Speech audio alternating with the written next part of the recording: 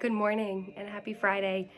So today's Flashcard Friday, I picked Dolphin, also known as Ardha, Pincha, Mayurasana. And Dolphin is a pose that I feel that I oftentimes forget about doing in my practice. And I think that it's one that's really important, especially when you're trying to strengthen those shoulders and gain more mobility in those shoulders. And even though it's only slightly different than a downward dog, it changes the entire pose. So let's get into it. So when we think about downward facing dog, we sink back, right? Heels on the floor, chest pressing towards the tops of those thighs, right? And you can walk your hands in more, do all different things, but you really want to keep that back nice and flat.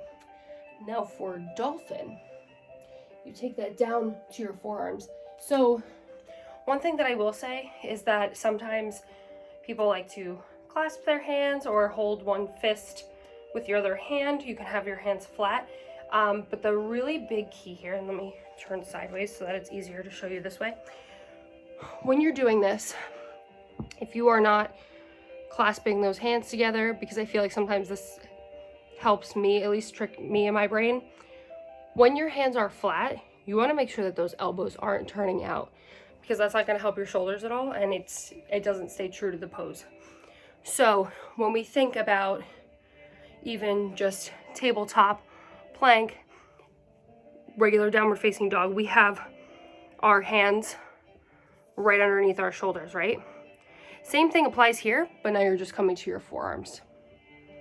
So you want to really just think about dropping them straight down, and then you can either clasp those hands if you want, or you can leave them right where they are. So totally up to you. So back into our downward facing dog. Coming down to those forearms, I'm going to bring my hands together.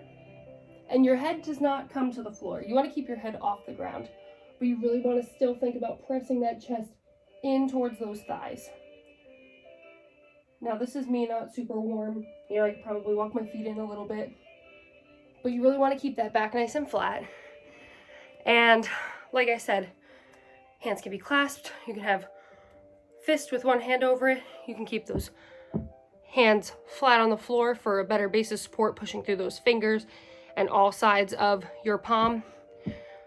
So many different ways to do it, but the one thing which I should have showed you too, which maybe I'll show you this way. So if you are up in this pose, right, we're here, you want to think about not letting those shoulders sink down. You want to be really engaged and pushing through those shoulders. Do you see the difference? Like if I'm just surrendering to the floor versus really pressing through here, right? Yeah, I'm really pushing into the floor. Now, it's okay if your elbows do splay a little bit to the side, but you really want to keep in mind that you're not here. You want to be here is ideal. If you're here a little bit because you're still working on that shoulder mobility, that's okay, but you don't want to go super wide with that base of support. Now my hair's all crazy. So that is our pose for the week. I suggest adding it into your practice at least weekly, especially if you are a daily yogi and practice and stretch each day. I think that, like I said, it's something that I often forget in my practice, and it's something that I think isn't utilized enough, but it's really just so important for strengthening and for that mobility in those shoulder blades.